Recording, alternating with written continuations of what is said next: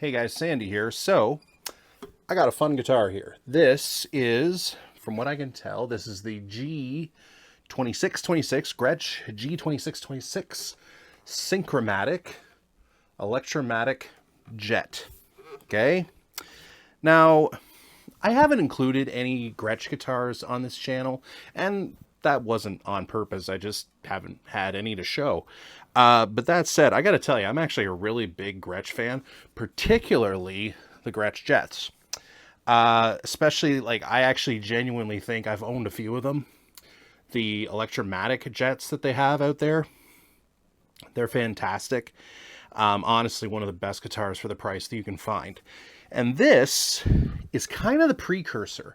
From what I've gathered, they made these, basically what I saw was like 99 to roughly 2004, 2005. And this is the Silver Sparkle. You can see it, it's sparkly as hell, right? This is the Silver Sparkle version. But there's a sunburst one, there was a blue one, there was kind of like a gold one, and then there was like a black sparkle. Oh, here we go. Anyway, it's a really good guitar. Something I love with Gretsch is they got some clever ideas, like even on their more budget models, which this is definitely a budget model, made in Korea, by the way. Okay. 6 tuners, nothing shocking there. This one has a bolt-on neck. But anyway, something I really like about the Gretsch guitars is they always come with a few features that are just a little bit, not necessarily something you'd expect on a lower end instrument. So first off, this is pretty common. These straps, it's not quite a strap lock, but it's definitely different. You can take it off just like that. Okay. For the love of God, don't lose them. A little different, right? Also, I have to say, I always thought this was a clever move. So down here, okay, I have neck volume, bridge volume, master tone knob, and then up here, this corner one, this is a master volume switch. So when you're in the middle position on this pickup selector, which is both pickups, okay, you can, this acts as a master volume. You can adjust it that way. So you can determine how much of each pickup you want down here, then turn it up with a master volume. Smart idea on Gretsch's part. I mean, this guitar is easily 20 years old, 25 years old. It still has the plastic on the cavity covers, okay? This one is obviously semi-hollow, okay? Now these humbuckers, these are not like standard Gretsch Filtertron pickups or like Powertron or Supertrons, anything like that. These are kind of their own thing. I think these are kind of versions of, I think this is kind of one of the original versions of like the Gretsch buckers. And, well, you can hear them in a second. I am going to play through and I'll kind of indicate in the video like which settings it's on. But yeah, I mean, this is a pretty straight ahead, you know, this would fall into the, I don't know if it would be beginner quality. Okay. Like I've seen them online nowadays. They're going for like $4.99. So Canadian, by the way, all my prices are in Canadian. So I imagine like $4.99 used. Nowadays, you're typically paying $4.99 used for like a guitar that's in the 800 range, which generally I would put that more of a mid-tier instrument. But anyway, this is definitely a precursor to the Electromatic Jets. And, you know, after I've been messing around with this thing for maybe a week or two now, and I can see where there needed to be some improvements. Okay. But overall, yeah, not a bad guitar. Anyway, I'll give you the playthrough and then I'll talk a little bit more about the guitar, okay? Here we go.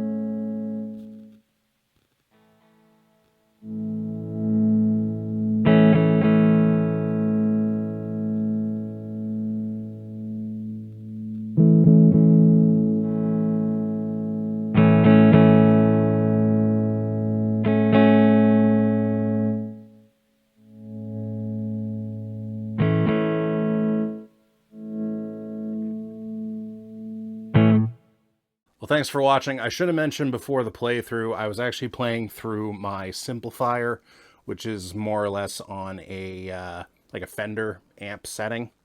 It's definitely got its own thing going on. Okay, those pickups, they're different. They don't quite sound like a PAF, and they certainly don't quite sound like a Filtertron pickup. To me, it's somewhere in between. I find it's a little bit more focused. Does that make sense? Okay, let me know what you think, of course, okay, in the comments. But I do find the sound, it's just a little bit more focused. That's my opinion anyway. But overall, this is a very good guitar. It's comfortable to play. The action's actually really great. The tuners, I mean, I'm under no illusions. These are pretty generic tuners, but I mean, they get the job done. I had this thing sitting on the rack for, I don't know, like a week before I did the video. I had to pick it up, and I did have to tune it a little bit, but it wasn't out nearly as much as you might think. Yeah, if you see one of these, they're kind of a fun buy, and I mean, it looks good. I mean, that's a good-looking guitar. Like that sparkle finish, like good. Look at that. Okay, I mean, the lighting in here isn't great, but geez, you're really going to stand out with this thing on stage. Anyway, Sandy from Sandy's Guitars. Check this guitar out. You know, if you see one in the wild, don't be afraid to grab it, and let me know what you think. And if anyone has any experience with one, let me know what you think of it. Okay, Sandy from Sandy's Guitars. Keep practicing. You're getting there. Take care.